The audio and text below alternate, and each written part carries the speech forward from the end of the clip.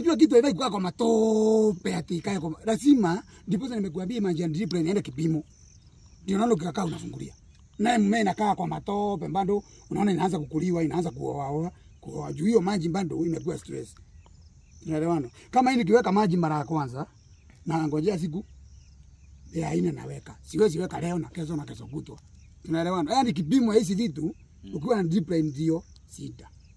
Tunaelewana? Juu unataka kuweka maji kila siku na mmea naye hataki maji kila siku. Lazima ipe na mizizi ipate hewa. Unajua ikiwa kwa matope sana hata iendi. Inaweza anza tu kuoza uone imeanza. Unaona kama hata sasa hii mvua ikinyesha sana. Hapo utaweza kuona na nyanya imeanza kukufa moja moja. Ndio iko pale maji imekuwa kwa wingi. Tunaelewana? So hiyo ni vitu zenye tunavaa tu tuelewane vizuri. Mmea haitakangi maji kila wakati na itakangi maji dogo na drip line kujua mmea imesiba maji nayo sio rahisi. Juu sasa tumehesabu hizo mnasema lita. Sikiwekwa kila siku na hiyo maji ni overdose.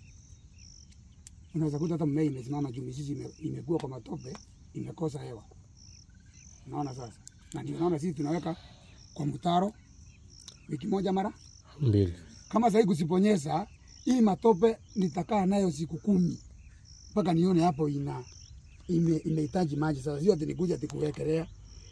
Sasa ile kitu iko ukweli ni ati nyanya, cabbage. Kama utalima drip line kuwekwa greenhouse. Lakini sio nje. Hizo vitu penda maji mingi, ile maji ya kudambera, ile maji ya kuswim.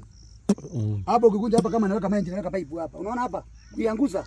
Hiyo maji napeleka paka pale. Karibu yende kwa simu nyingine ndio unabadilisha. Chura anaweza kaa hapo. Mimi hata hakuna haraka. Ni kuweka maji hapa inaja.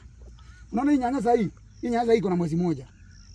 Hii nyanya tarehe 15 mwezi wa 4. Hii lazima nifungue. Na kwani ile ulifunga haraka aje? Unajua hiyo iligonjeka ikaachana nayo na huko mimi nikaangalia hii sasa. Sasa kwa nini uliacha ikagonjeka? Hebu angalia kitu ya kwanza nyanya ilianguka bei.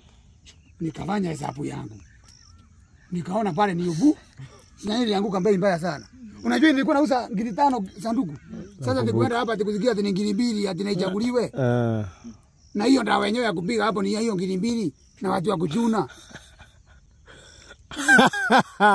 Si hata uende uchukue nyanya kula pale sasa hivi kukaa kule. Deadly.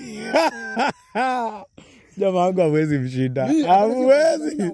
Sasa. Mwenye kuna swali nyingine aniulize. Anga agronomist sijui wa JKUAT. Tunataka ukuwe mwalimu JKUAT.